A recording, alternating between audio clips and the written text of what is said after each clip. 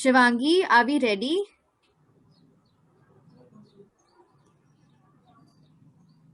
Yes. The audio there.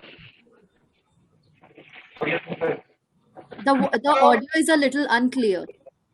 Hello. Hello. Audible now? Yes, sir, you are audible, but it is slightly flat, sir. Yeah, that is because of my mask. No, I can't Okay, hear that. okay, no problem, no problem. As long as I'm audible. Yes. I'm not planning to sing today, so I think this should be okay. Even if the voice is flat, that should not matter. Okay, no problem, sir. Right.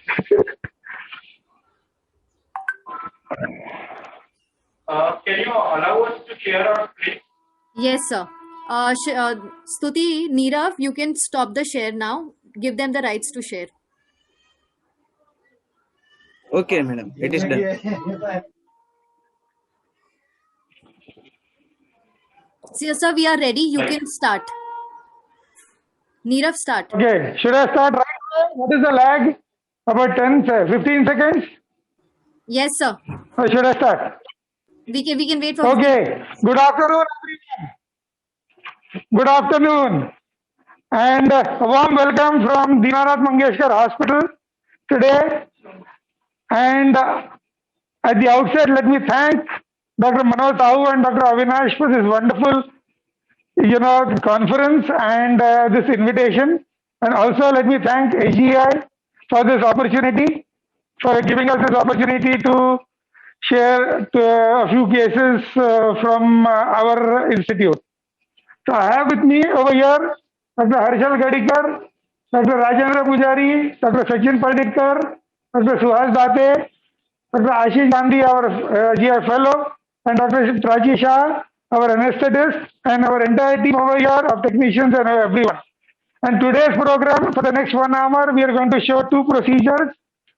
We have lined up one patient with a rectal lateral spreading tumor, which we will be showing an ESD, and we have another patient for OM plus endoscopic fundoplication, which we will be showing subsequent to that. So we will be running between the 2 rooms, and let us start off with the first case. Now, I believe Dr. Dharamsi, Dr. Bose, and who else is there? Yeah, Dr. Doshi. So you all are the chairpersons over there and the moderators. So please feel free to ask us any questions, and we will try and answer that. So I will be starting the ESD over here, and Dr. Harshal has already started the poem. We've completed the tunnel, and we will show the myotomy, and then we will, hopefully, if we have time, we will show the fundoplication as well. So let us start off. Any questions? Good afternoon, everyone. I am Dr. Manoj Joshi. Welcome, everyone. Dr. Amol, please start the procedure, and we'll be discussing the events in between. Okay. Right. So maybe Harshal, you can go on to the next room. What I will show is I will show them the lesion, and we will make the first injection and first mucosal incision, and then we can keep shuttling between the 2 rooms. So are you getting my endoscopy image? Yes, Amol, it's visible. It's good. Fantastic. Okay, so carry on. So this is a 190 scope from Olympus. Now this patient has a rectal lesion over here. You can see that. Now this patient was biopsied earlier, and it showed high-grade dysplasia. And you can see that this is, now what I will try and do is I will retroflex the scope and show you. So this is a relatively large lesion over here. We have cleaned up to some extent, but there is still some residue. But they did not want to clean it too much because we wanted to show a good NBI examination as well. Now we have done an NBI examination using the HQ scope with the magnification. But just now for the ESD, I have already switched on to the regular scope because the HQ scope becomes a little bit bulkier for handling. But here also you can see that the bit pattern over here is type 2B, but in the center it is a little bit, either ulceration or something of that sort. So it's a high-grade adenoma, that is for sure. And the histology has already proven it to be a high-grade dysplasia. So the plan is to perform an ESD. Now, Amol, how sure the are steps you of the with ESD? Amol, can you hear me? How sure are you with Yes, I can NBI? hear you. How sure are you with NBI as compared to histology? Okay, so How perfect NBI is gives you NBI? almost a 95% plus. NBI with magnification gives you almost a 95% plus sensitivity. The sensitivity of NBI is close, 95% plus. So it is quite good. It may not be as confirmatory as this. So there is a 5% situation where we may have to even use endocytoscopy or something of that sort.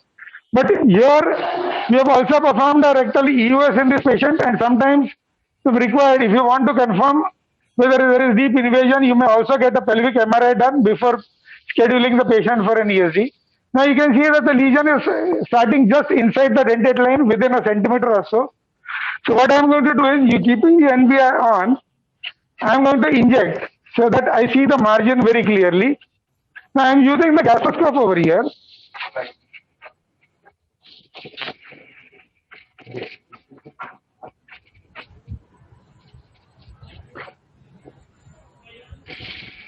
Okay, needle. Now see how I inject. I will start injecting. I will ask, my Sambhaji is assisting me over here.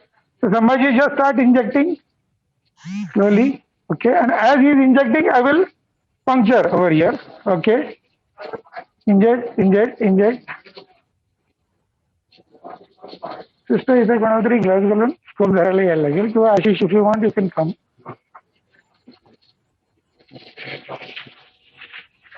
Okay, wait. Come. Okay. Wait. Come. Okay. And this, hey, from this side, over here. Okay, that's Yes. We'll make from here. What are you injecting, Amol? Is it simple or mixed with adrenaline? So the solution which I use for injection is gelofuscin mixed with 1 in 100,000 or 1 lakh of adrenaline and some methylene blue or indigo carmine. Needle. Do you feel that adrenaline So you can really see helps? that it has been elevated. It has gotten elevated very well. Inject, inject. Okay, enough, enough, enough. Wait, back. So here you can see that the lesion is well lifted up. So that is another important point that one has to consider, that if the lesion is lifted up well, then it is amenable for ESD. So this is another test that one can do when you are doing the assessment colonoscopy, that if you are unsure with NBI or with EUS or whatever about the infiltration, then one can try and inject and lift the lesion. If the lesion lifts up, then obviously it is amenable for ESD. So that is how it is. Okay. See? Now I am using the dual J knife, the dual knife with the J function, jet function, so that it gives me the ability to inject as well as cut at the same time. Now this is the colonic dual J, which is just barely 1.5 millimeters in length. Now I will make the first cut. Now the first cut is on the anal side, so I should keep it as close to the lesion as possible. You don't need a very wide margin, only about a 2 millimeter margin is adequate.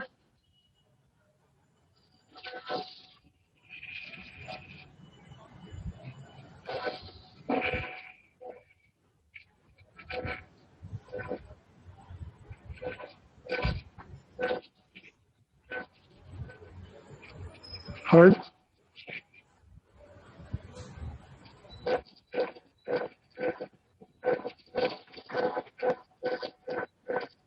Now the trick is, make a mucosal incision, but not too much also. Make it as big as you want to get the scope inside, because we will try and do a pocket technique over here. Inject. Okay, wait. Okay. Now you can see that my instrument inside the scope does not move. All my movements are controlled with the rotatory movements of my hand and the shaft of the scope. So that is very important when we are doing the ESD. Rajendra, you want to ask any questions or pass comments? You can feel free, you can. Wait. The external image in the hand. Okay. So I think this much of a mucosal incision is adequate. Now what I'm going to do is I'm going to shift to a first coag mode, knife. So,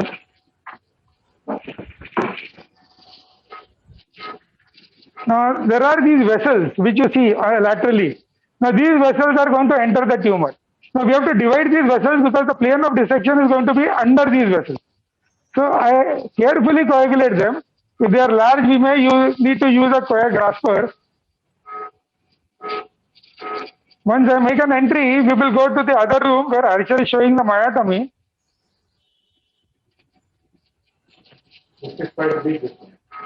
That is a big vessel. We may shift to a... But sometimes, you know, what happens is once you dissect the vessel, it becomes smaller. Right. Right. Now the important thing is to enter.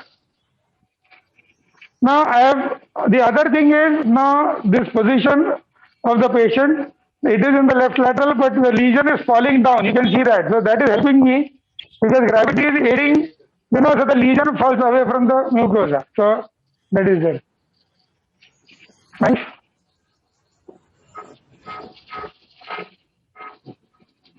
Now that is a vessel. So see how I am coagulating it in the length. And that is because then that can save me the, you know, time to exchange the instruments and get it. Yeah. So that is important. Hold. Back. Okay, inject. Okay. Inject. Okay. Wait. Nice.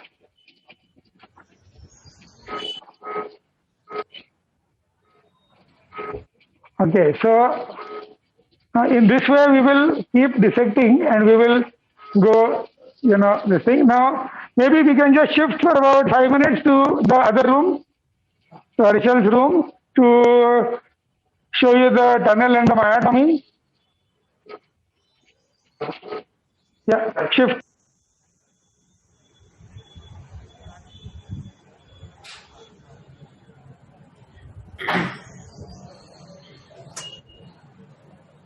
ते दिसत नाही ना. Harshal, you're on. Yeah, hi. Do you have the endoscopic image also? Only the endoscopy image. Yes, we are having it. Yes.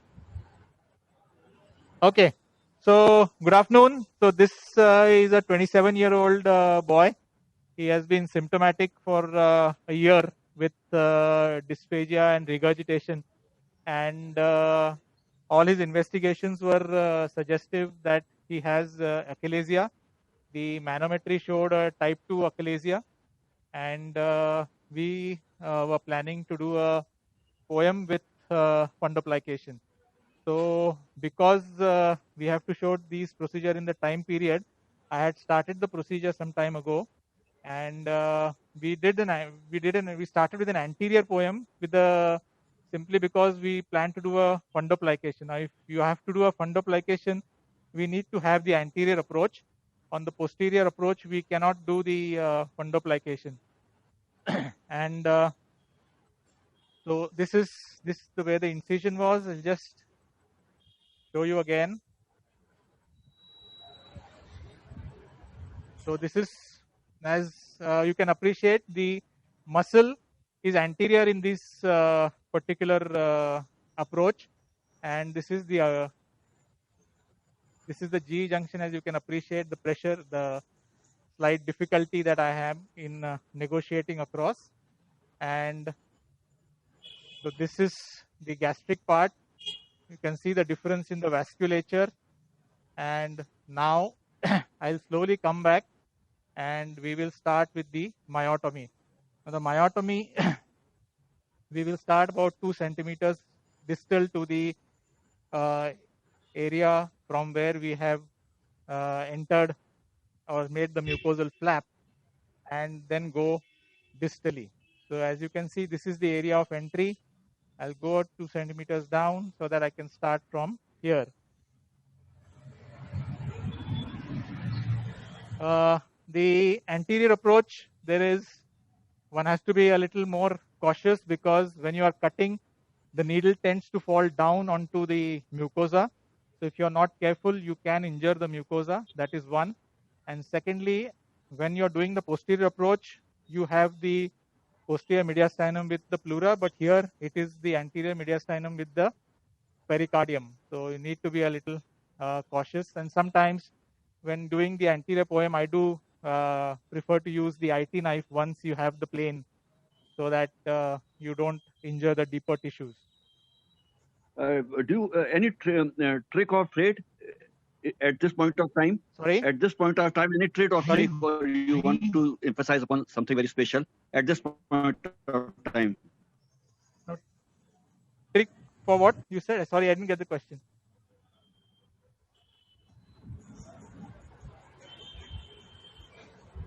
What was the question, So, am Dr. I audible? Dharamsi? Like take at point of time when you are making a cut. Any precaution which you like to take at this point of time? So this is the beginning actually. So like most of the experts would suggest that you can start with the circular muscles and slowly go on to do the full thickness. But many a times that may not be entirely possible. And the other thing is you have to maintain your direction at 2 o'clock. So these are two important things that one has to keep in mind. The first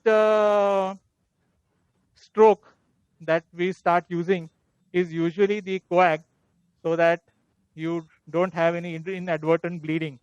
And once you have done that, you can use the cut to go through the rest of the muscles.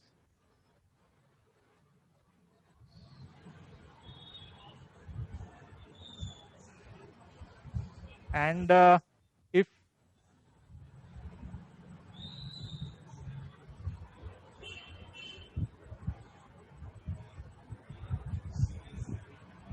you do happen to do a full thickness, it doesn't matter really. It only helps.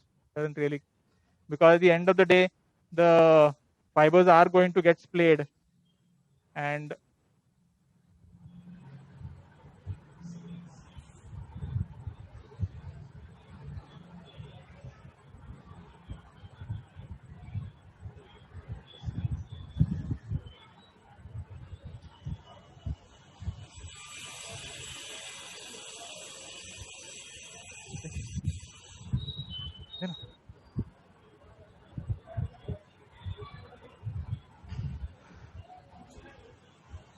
so gently you keep cutting and advancing.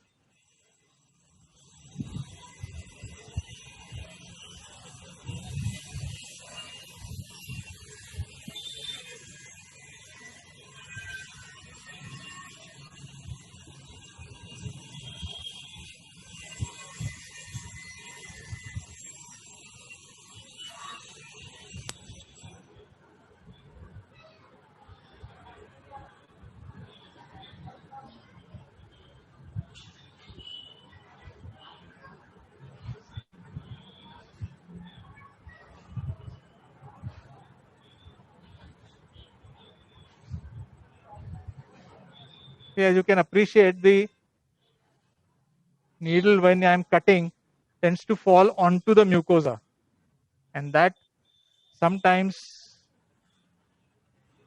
can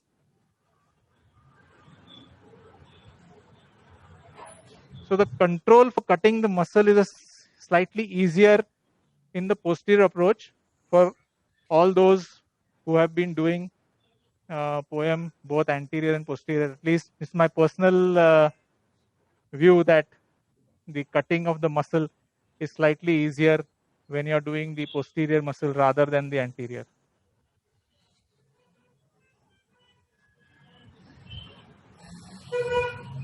What should a novice do? What should he start with anterior one or posterior one?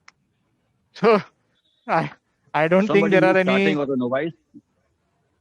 So I would definitely say the posterior because it's a little easier, not only in terms of the approach, but also when you're doing your myotomy and your tunneling, that is a little easier, I would say. But at the end of the day, I think it's a matter of convenience and practice. So if you are probably, if you have learned from a teacher who is predominantly doing the anterior, then you would be very comfortable doing it. So I'm not sure it is you can answer that question, but I think it's a matter of convenience and practice for each individual.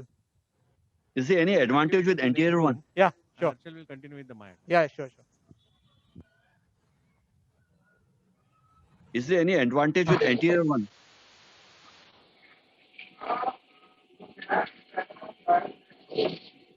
Yeah. As far as the outcome, as far as the complications, or as far as the symptomatic relief is concerned, the reason why we are doing anterior today is entirely because we wanted to show fundoplication. So, and if somebody is interested in fundoplication, Can then we shift to room that is number the one? only approach. You have to take the anterior. And the other way around, if you have a patient who has undergone a Heller's myotomy, then you have to take a posterior approach. So the situation may demand otherwise, but at the end of the day, both are the same.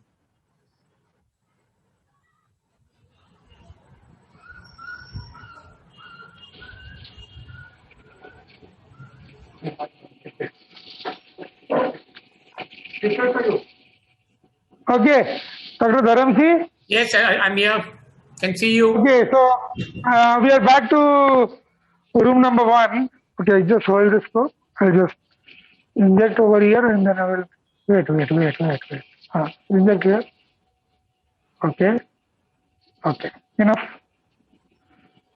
So by the time Harshal was doing the myotomy, you can see over here that we have dissected and we have created a pocket over here. You can see this is the pocket style of ESD.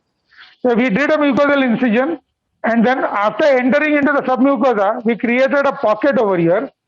And you can see that because of gravity, the lesion is falling downwards and the submucosal space has opened up really well.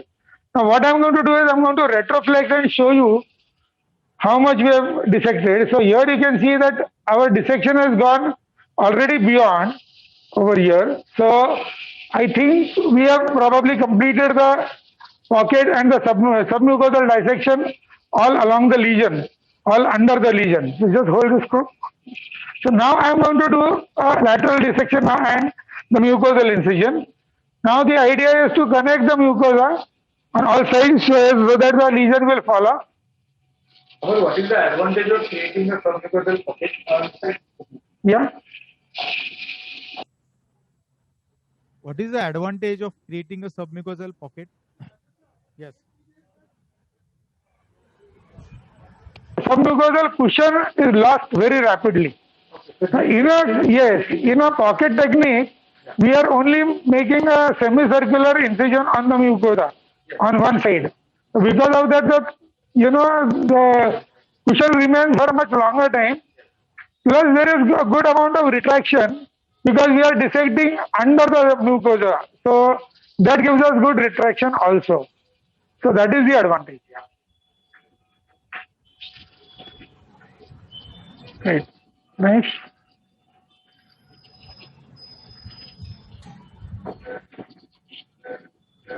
The small length of needle also helps in securing your dissection plane into the submucosa. Yes, that is very important because you don't want to miss the plane of the dissection because ESD is all about maintaining your plane.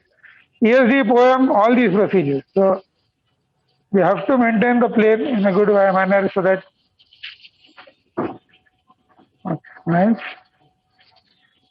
So as far as possible, we should try and cut from inside out. But wherever you cannot see the outside mucosa, you should try and cut outside in because otherwise you may cut through the lesion at some place and then you don't want that to happen either.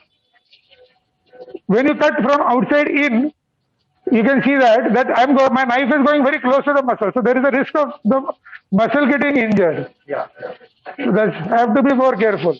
Yeah.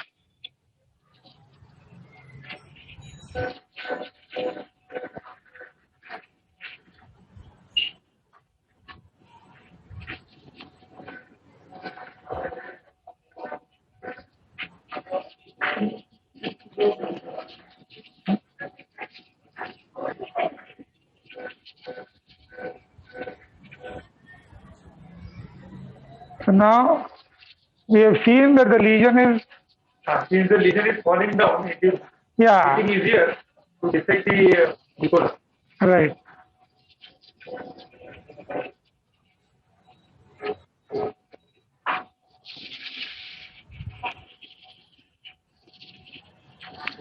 So see, the tumor is right till here. Yeah. So I have to go above that. And this is a crucial point. Okay, there is a lesion over there. Because I don't want to, miss on the margin of the lesion. Huh?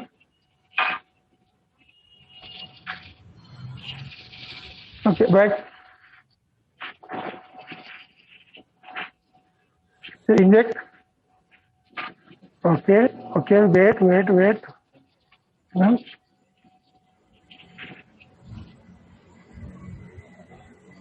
Okay.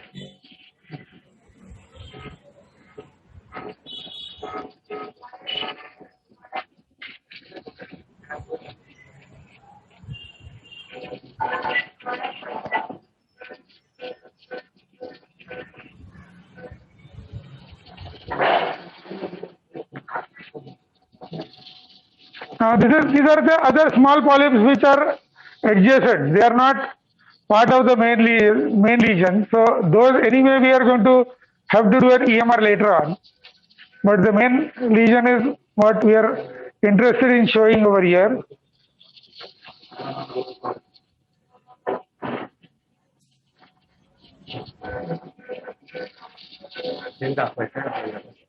Oh, काय तिकडे? Huh? Huh?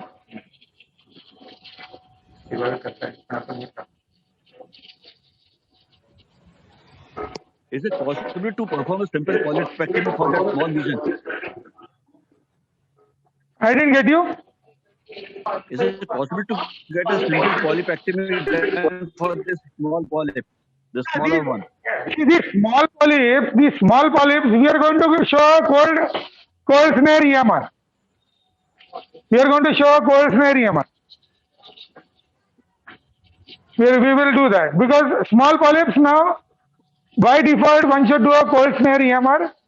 But now the main thing is this lesion which we are going to, continue. So That is for conference purpose. Practically, what you will do for this small polyp?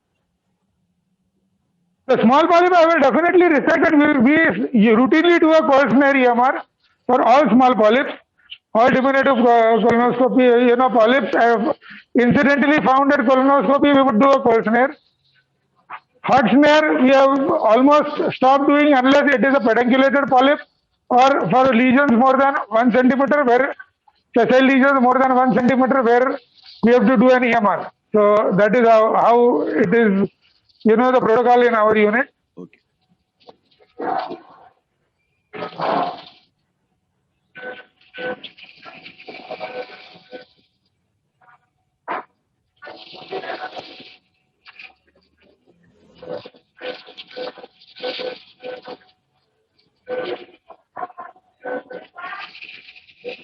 And then,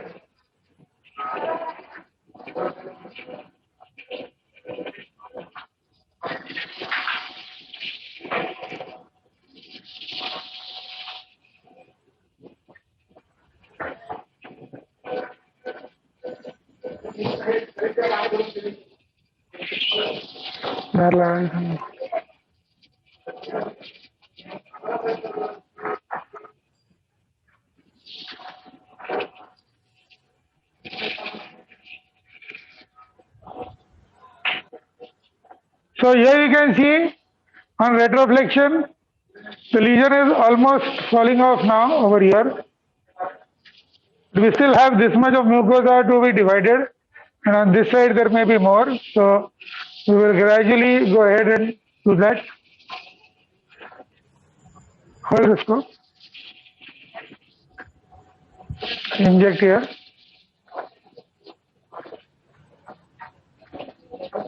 Okay. And so now see again the vessel. I'm going to coagulate it superficially. These are small vessels. Usually we will be able to control them with the knife itself. But in case it doesn't, or if one is concerned, then one can always shift to a coagrasper. This is a surface coagulation which I am doing. Now, important thing is the dual knife has a rounded tip, so it is important not to push the knife against the muscle, because otherwise you can have a deep perforating injury. That is important.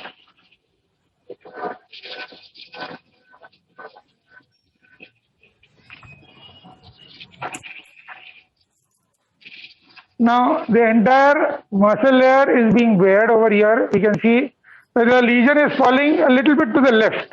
You can see that. So what we will now do is we will again dissect on the left side, the mucosa on the left side, so that the lesion remains as perpendicular, falls as perpendicular to the mucosa muscle layer as possible. Okay. Hold this. Let us inject here over a little bit. Wait. Okay. Wait. Okay. Let us inject over here. Okay. Inject. Okay.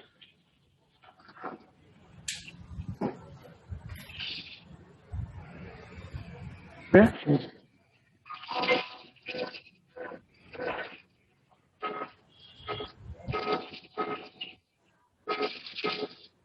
Back.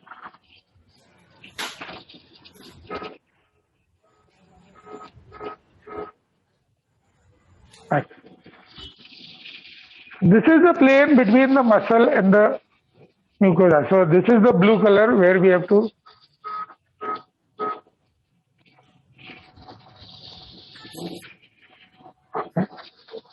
now this.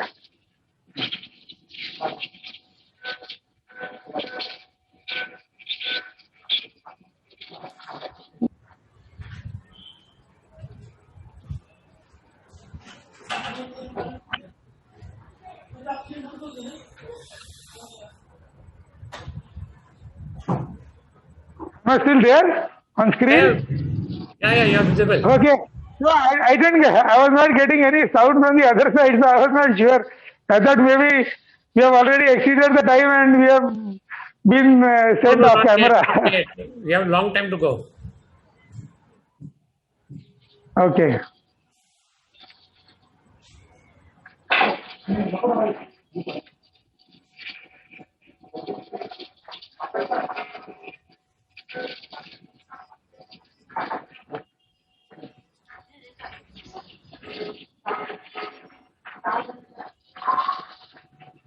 This.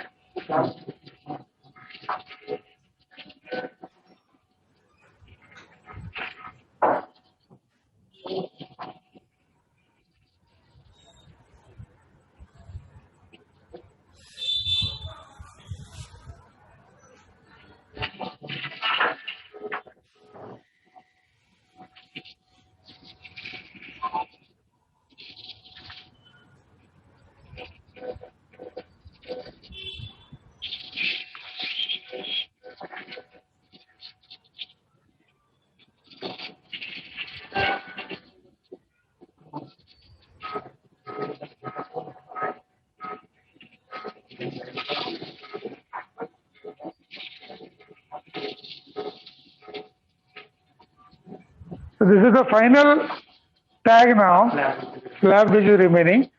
And what we will do is, after this we will show the cold smear for this thing, but we will also first show how we treat the bed of the ESD and then how we sting it.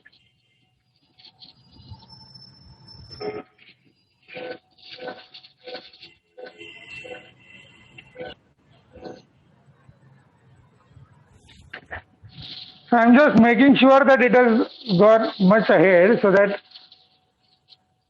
we don't want to damage the polyp anywhere. This is the final. Yeah. Done nicely. Yeah, good job, Amol. Thank you. So the lesion is out. You can see the bed over here. Now let's get the knife out. Let's get the lesion out.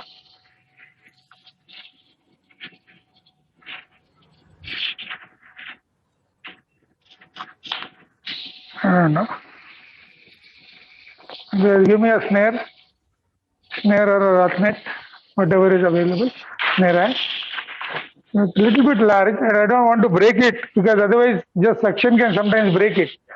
After all the effort, you don't want to break the lesion. Well, yeah, you should try and get it out intact.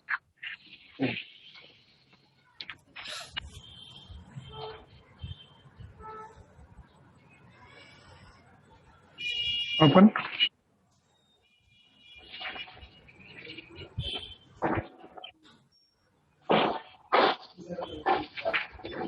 Right. सब जरा सा मोठा नाही घर फार मोठा आहे.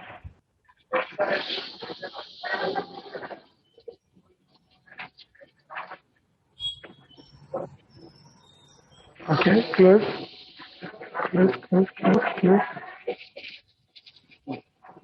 Okay.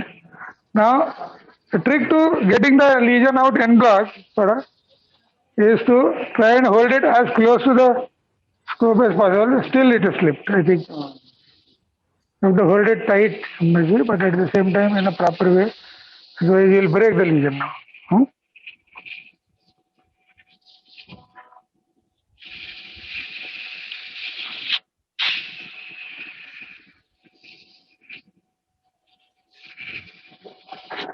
The rock basket be better.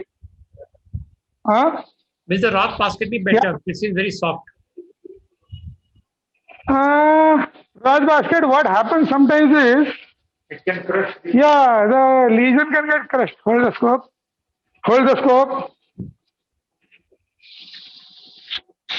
Close. Okay. Now I think we should be able to get it.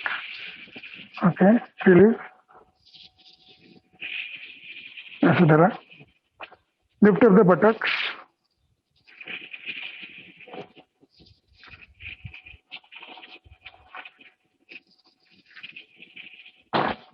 There. Yeah.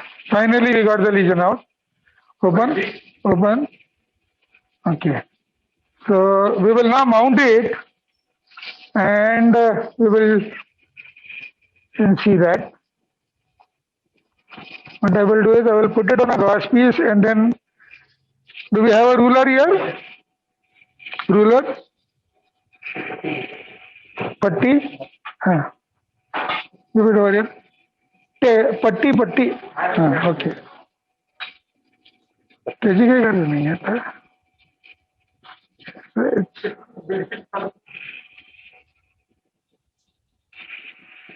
It's approximately 5 centimeters. You can see over here.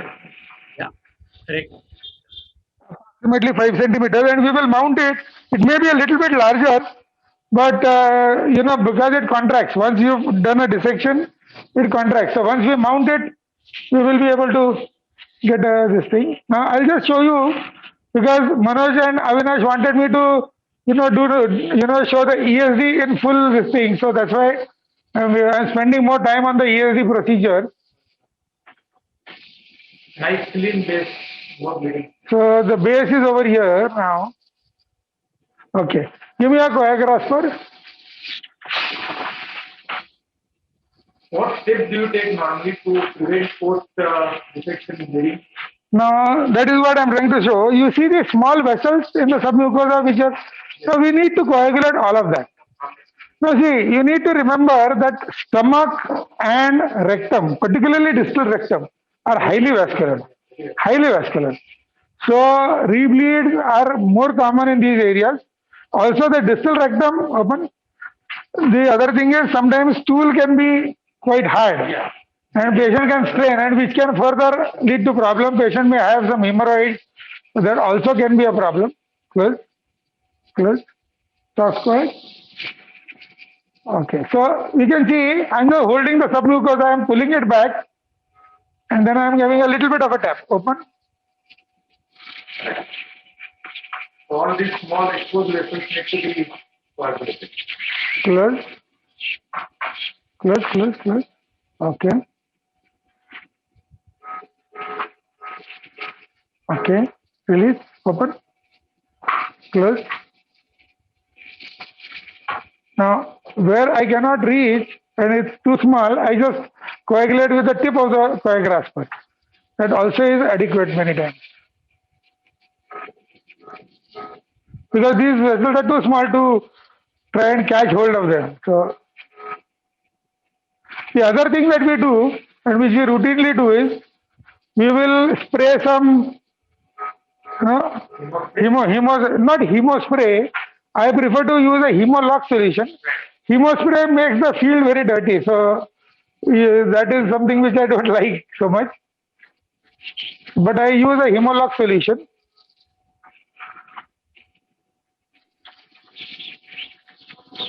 So we are going to use that also now. Once we have coagulated these vessels.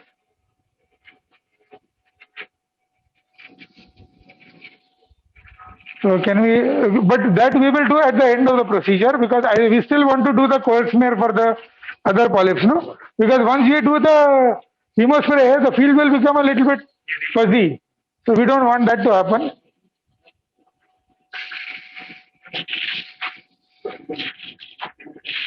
Let us just see where are the other polyps. Rectum has become over distended. Yeah. No, but retroflexion, doing a cold smear and retroflexion will be a little bit tricky. Or in fact, it might cut a little bit too much. That is the only thing. No, later on. Small snare putties. Cold snare.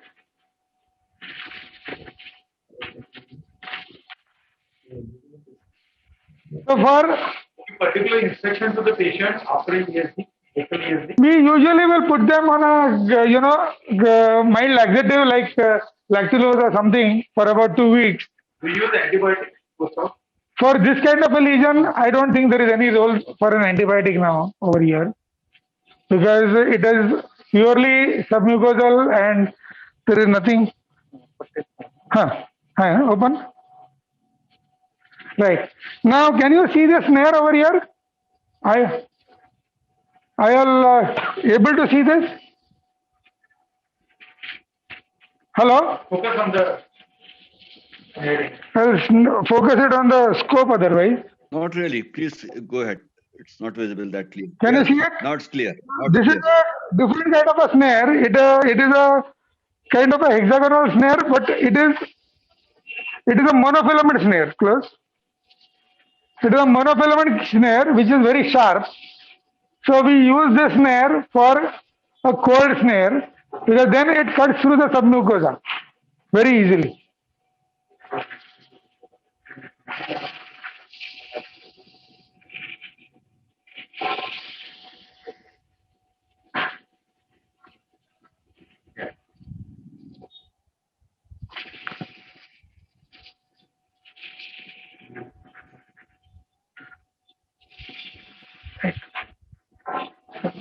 Open the snare. Okay. So now what I'm going to do is I'm going to try and take one at a time. Now you can see it. Now keep your snare as parallel to the mucosa as possible. You have to be ready to hold the scope when I tell you. Okay. Now slowly close. Slowly close. Wait. Okay. Close. If required, I apply a little bit of suction.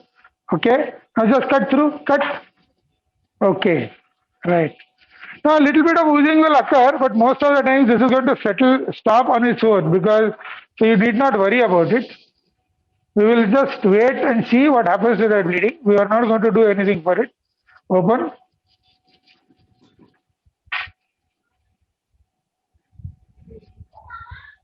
Okay.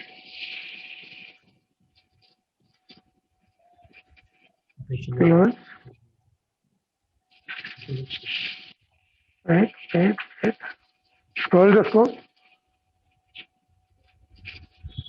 Okay, close. Okay, cut. Okay, right. Now we just observe this. Now you can see the first bleeding is already started reducing. So that is there. See, what is the advantage of doing a cold snare? Now, particularly now this is a distal rectum, so it's not that much of a problem. But if it is in the colon, diminutive polyps in the colon, chances of diathermy injury to the wall of the colon is much higher, and it has been conclusively shown that cold snare is safer than hot snare technique for diminutive polyps. So that is very important. Also, cold snare will give us the entire histology, whereas a Forson's biopsy very often will not give us the entire histology. So this is a message to all endoscopists, all of us who are here in the audience, that whenever we see incidental polyps on colonoscopy, don't use a biopsy forceps. Use this kind of a snare and do a cold snare.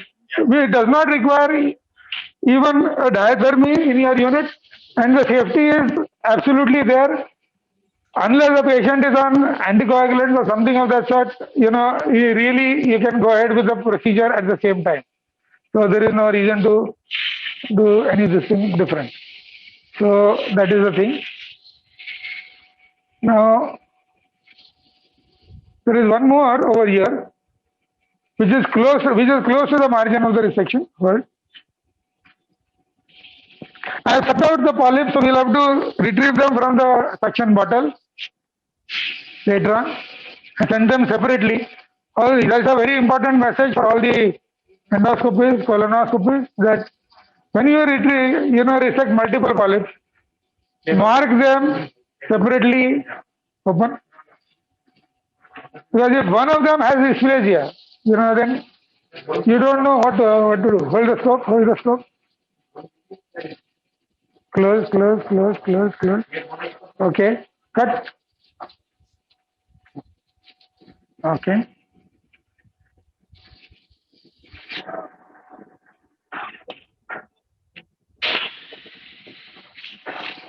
So this is all come into the. Yeah, the bleeding has already stopped. This bleeding is already not happening. So let us have some Humalog now. I will just spray some Humalog. This has also stopped almost. So what I will do is I'll put a little bit of Humalog there also. So we have not used the cautery at all. And that is there. Oh, there's one more over here. Wait. Somebody, we need to get one more. There are multiple tiny ones. We will do that.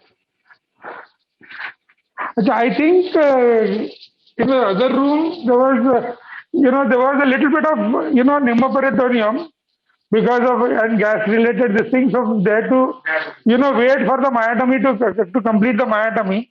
So if that is the case, we may not be able to, show the fundoplication part because we may be running a little bit late. Open.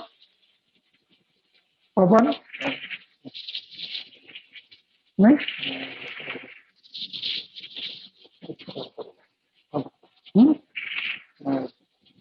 Alright, send me another snare.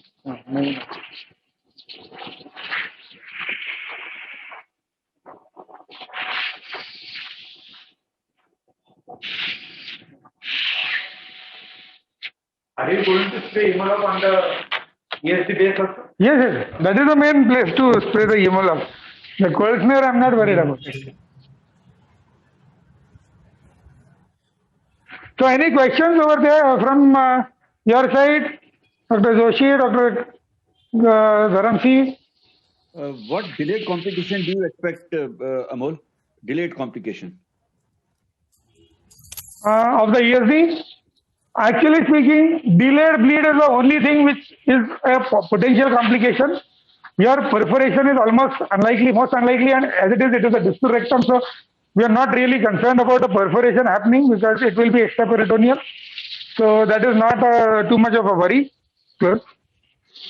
But bleed is a possibility, so we have to safeguard against the bleed. That is the only thing. And since this is only about 20-30% of the wall circumference, I don't anticipate any stricturing. Open. If it was more than 50% or 60% of the wall circumference, then delayed stricture formation is another thing which can sometimes occur. Actually, we had another patient with a circumferential LFT, which we were planning to just show for assessment purpose.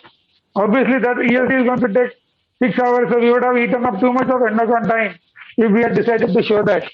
Yeah,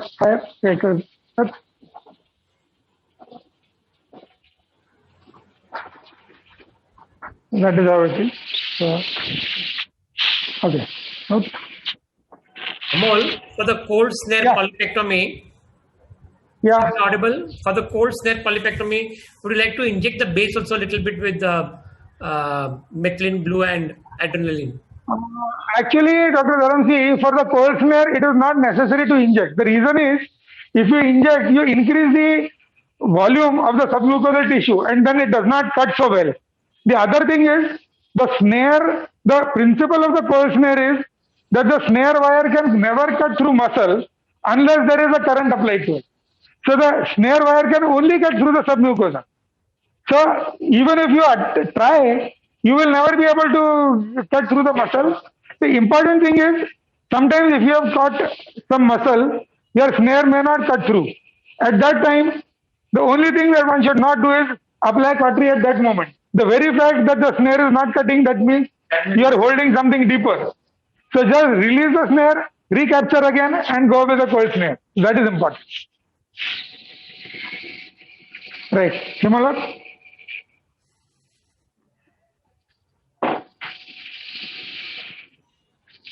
So the spray in retroflexion.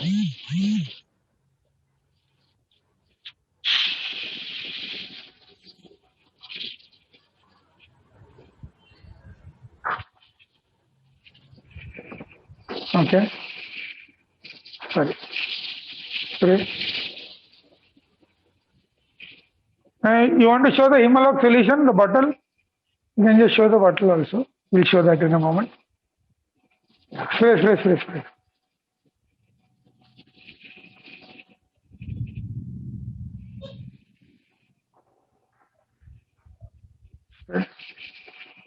About 10 to 20 ml you may want to spray on the base. So what it does, it forms a coagulum and it helps epithelialization, rapid epithelialization. Now there are no randomized studies to prove this. It is probably more for a peace of mind.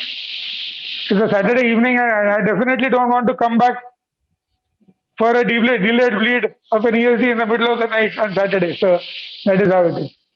Okay. So this is the Hemalock. It's called Themisil or Hemalock. There are 2-3 brands available. This is from Themis. You can focus on this. This is something which they use in the OR very often. So there is nothing new about this product. It is just that we are using it also for ESD, post-ESD bleeding. Even for post-papillotomy bleeding, sometimes we use it. Post-ampullectomy bleeding, all these situations, we use this very often. Right. Okay. And will you like to do a redo endoscopy? We would do a redo endoscopy at around 6 weeks. 6 to 12 weeks is the usual time that we do a redo endoscopy. That is mainly to confirm mucosal healing, the ulcer has healed or not, and to get a fair idea as to whether there is any residual disease, although we are quite sure that we have not left anything behind. And also the follow-ups will depend on the final histology of the specimen. If the follow-up does show some invasion, then obviously this patient may have to be subjected to additional surgery or even radiotherapy, local radiotherapy. That's a possibility since it's a distal rectum. So all those decisions would be oncological based on the final histology report. So that is how the policy would be. However, if there is no submucosal invasion, then this patient will eventually go for an annual follow-up colonoscopy after the initial follow-up after 6 to 12 weeks. So that will be the plan. So I think with this, I will take the scope out now. We are done with this procedure. I will just suck out the polyps so that we can send them for histology. And I don't think we can go back to the other room because the patient is still not, the saturation is still a little, the CO2 went up a little bit. So if that is the case, we will just have to, hold on that procedure for some time. So we will probably do that procedure off camera. But if possible, I will talk to Dr. Manoj Sahu or Dr. Avinash, and maybe we can share the video at some point in time during the next remaining day, or today or tomorrow, maybe sometime. So we will do that. So if there are any questions, we will be happy to take any of the questions, or otherwise then we can probably sign off from over here. Thank you. It was a fantastic display. Thank you very much. Yeah, thank you, Amol. That was a lovely demonstration of ESD. Would have loved to see the fundoplication, but I guess because of want of time, we have to Yeah, wait. one of time. I think it is already 3:40. Our session is supposed to conclude at 3:45.